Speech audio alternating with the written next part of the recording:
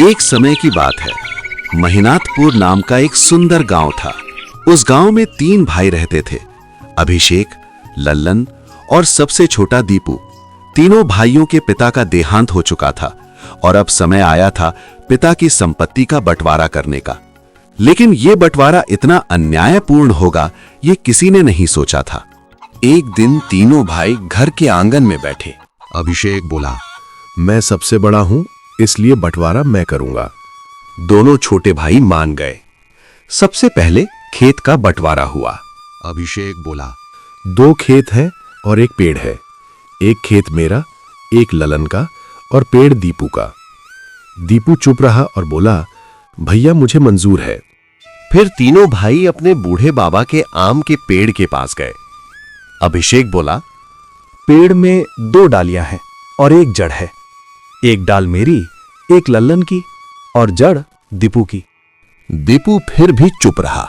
अभिषेक एक मटका लेकर आया जिसमें सिक्के भरे थे। वो बोला, नए सिक्के मेरे और लल्लन के और पुराने 4 सिक्के दीपू के। दीपू ने वो 4 पुराने सिक्के ले लिए। लेकिन उसके बाद दोनों भाइयों ने दीपू और उसकी पत्नी पद्मा को घर से निकाल दिया। दीपू और पद्मा गांव के तालाब के पास एक छोटी कुटिया बनाकर रहने लगे। दोनों बहुत गरीब हो गए। एक दिन दीपू बोला, चलो मुखिया के खेत में काम करते हैं। अब दोनों मजदूरी करके जीवन चलाने लगे। एक दिन खेत में काम करते समय एक छोटी चिड़िया उनके पास आकर बैठ गई। पद्मा ने उसे थोड़े चावल खिलाए। चिड़िया खुश होकर उड़ गई। लेकिन अगले दिन वही चिड़िया वापस आई और एक चमकता हुआ बीज गिराकर उड़ गई। पद्मा ने वो बीज कुटिया के पास बो दिया। कुछ दिनों बाद वहां एक अद्भुत पेड़ उगाया। उस पेड़ में सोने जैसे चमकते फल लगने लगे। दीपू और पद्मा ने उन फलों को बेचकर अमीर बन गए। उन्होंने नया घर बनाया और गरीब लोगों की मदद करने लगे। जब अभिषेक और लल्लन को ये पता चला, वे दीपू के पास आए। उन्होंने माफी मांगी। दीपू भाई, मुझे माफ कर दो, मुझसे बहुत बड़ी गलती हो गई।